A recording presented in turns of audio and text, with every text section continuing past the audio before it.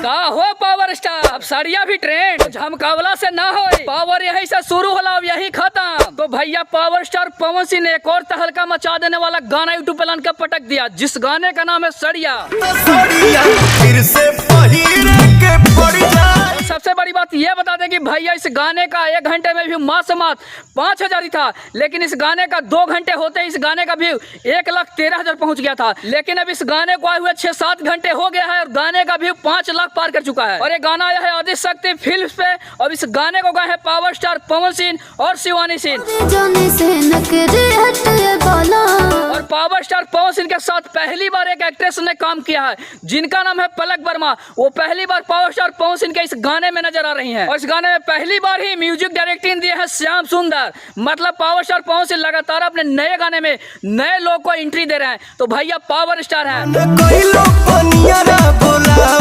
चलिए हम इस गाने का कुछ कहानी आप लोगों को बताते हैं। तो इस गाने में कहानी यह है कि पावर स्टार पवन सिंह और पलक वर्मा दोनों पति पत्नी होते हैं, जहां पे पलक वर्मा और power star Pawan Singh market घूमने जाने का तैयारी बनाते हैं। जहां पे साड़ी पहनती हुई वहां पे पलक वर्मा का जो पिन है वो निकल जाता है ब्लाउज से साड़ी का, तो वहीं पे पलक वर्मा बोलती है पावर स्टार पवन सिंह को कि ये हमें लगा दीजिए ताकि ये अड़ा रहे।